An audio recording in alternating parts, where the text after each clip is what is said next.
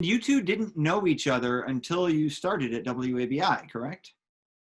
No, and I have to tell this story very quickly because I feel I like knew this you were going to tell this story. So I remember I applied. I just want to say I applied to probably like 100 stations, and there were maybe 3, I think, that ended up calling me back, and obviously WABI was one of them. Shout out to Jim Morris. We love Jim Morris. So much respect for him and everybody at WABI. But when I found out I got the job, I remember, I can't remember where I was exactly, but I was like doing something, and I got this phone call, and it was from a Massachusetts number, and I was like, it must be someone I know. So I picked it up, and normally I wouldn't have picked it up, but for some reason I picked it up, and she was like, "What's up? Hi, Mom." And I was like, who is this person that's screaming and calling at me? I think she called me a mass blank. You can fill in the blank. Never would I ever say something like that. No, but it was a term of endearment. If you're from Massachusetts, you know it's a term of endearment. So I was like, oh my goodness, like, who is this person? She's like, I'm going to be your new coworker. My name's Caitlin Burchill, blah, blah, blah, blah, blah. And then she's like, if you need me to show me the ropes, like, let me know. I'll take you around. I'll show you Bangor. I'll do this. I'll do that. And I was like, this is either going to become my best friend, or I need to stay very far away from this person because she has more energy than anyone I've ever met in my entire life. Obviously, you know what happened. We became best friends. But yeah, I literally got this phone call from her. I had never even met her before, but she does that with everybody. She just wants you to feel welcome. And that was kind of like the routine. Any single person who started working at WABI, Caitlin would come in, show them the ropes, you know, pull them under her wing and say, what can I do for you? What do you need? Do you need a friend? Do you need moving advice, restaurant advice, whatever? And so, yeah, that was how Caitlin and I met over the phone, having never met. With just a little, on Columbia Street. I was sitting at my Columbia Street apartment on my phone. I remember it. I like that. But yeah, that's how we met. And then, you know, dynamic duo, reunited. Feels so good. Couldn't be separated, at least not for long. So Taylor, you're doing a different kind of show with NBC Connecticut. Tell us about that.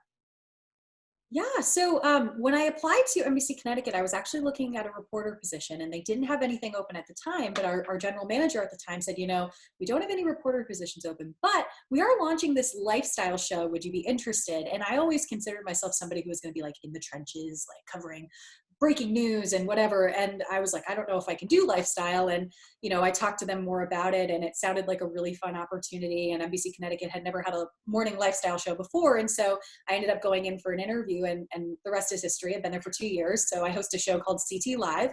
She hosts a show, Danny Cashman, her own show. That's like, how impressive. cool is that? I know, I mean, it's very impressive. You, like both of you, like.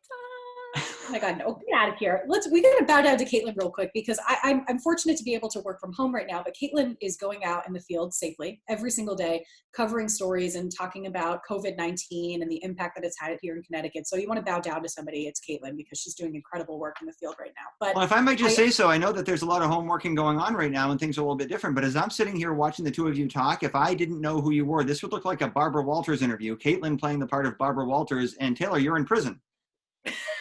Yeah. I did not. Your lighting's really good. I'm innocent.